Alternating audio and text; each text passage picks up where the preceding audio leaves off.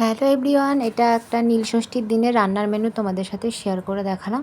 দেখো, আমাদের ওই দিন না ডাঁটা আলু তরকারি খেতেই হয়, কারণ সজনের ডাঁটাটা আমাদের এই দিন লাস্ট খাওয়া, ওই জন্য এই দিনটা আমরা ডাঁটা রান্না করে থাকি। ওই জন্য প্রথমেই শুরু করলাম ডাঁটা চচ্চড়ি দিয়ে। তার জন্য আমি কুমড়ো আলু ডাঁটাটা কেটে নিয়েছিলাম, আর কড়াইতে 5 ফোড়ন, একটু টমেটো আর লঙ্কা ফোড়ন দিয়ে দিয়েছিলাম। দিয়ে ভালো করে ভেজে নেব, নিয়ে নুন হলুদ মিষ্টি যা দেয় সেই দিয়ে চাপা দিয়ে দিলেই নর্মালি ডাঁটা চচ্চড়ি রেডি। এটা রান্না করতে বেশি হ্যাপা লাগে না বা খুব সোজাও রান্নাটা, কিন্তু খেতে ভালো লাগে ডাঁটা চচ্চড়িটা।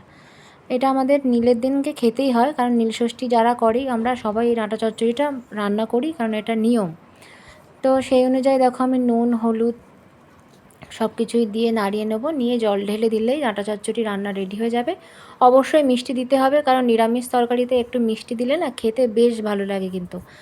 আর আমি টমেটো ফোড়নটা দিই, কারণ আমার টমেটোটা সব তরকারিতে খেতে বেশ ভালো লাগে এবং টেস্টটা না অনেক সুন্দর হয়। তারপরে চলে আসবো মেন রান্না, সেটা হচ্ছে আলুর দম রান্নায় চলে আসবো।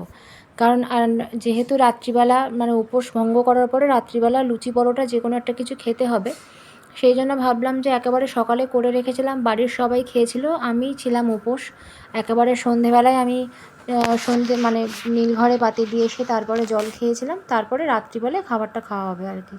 তার জন্য যেমন কাজ তেমন ভাবনা। দেখো, আলুগুলোকে নুন হলুদ দিয়ে আমি মাখিয়ে রেখে দিয়েছিলাম, তারপরে লাল লাল করে ভেজে নিয়েছি। তার মধ্যে আমি একটুখানি জিরে ফোড়ন আর গোটা গরম মশলা ফোড়ন দিয়ে দিয়েছিলাম। দেওয়ার পরে ভালো করে আবার নাড়তে থাকবো, যতক্ষণ না পর্যন্ত সুন্দর একটা গন্ধ না বেরোয় ততক্ষণ পর্যন্ত আমি নাড়তে থাকবো কিন্তু।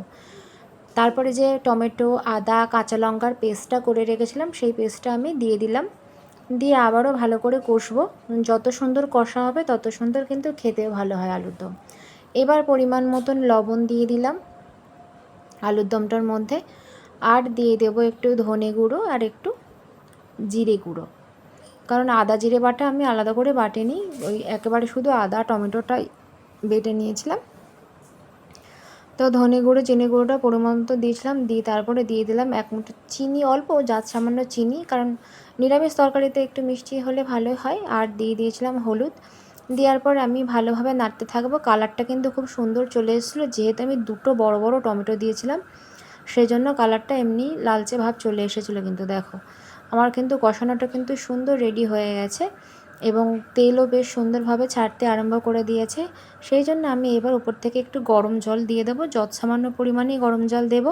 তার কারণ আলুগুলো খুব সুন্দরভাবে সেদ্ধ হয়ে গেছে ভাজার সময়, সেই জন্য সামান্য দিয়ে আমি চাপা দিয়ে দেবো। এইবারও দেখো, আবারও একটা আলু ভাজা রান্না করতে হচ্ছে, এটা আমার ছেলের জন্য, যেহেতু ওই সব খাবার খাবে না, ওর জন্য ডাল আর আলু ভাজা। নিরামিষ দিন রান্না করতে কিন্তু বহুত হ্যাপা আছে, তাই না বলো? নিরামিষ রান্নায় কিন্তু অনেক রান্না করতে হয়, মাছ মাংস কিন্তু অনেক রান্না করতে হয় না। তো এদিকে আলু ভাজা হয়ে গেছে, ওইদিকে আমার আলুর দমও রেডি হয়ে গেছে। তারপরে আমি পরোটা ভাজতে আরম্ভ করে দিয়েছিলাম, কারণ দুপুরে বাড়িতে অনেকেই পরোটা খেয়েছে।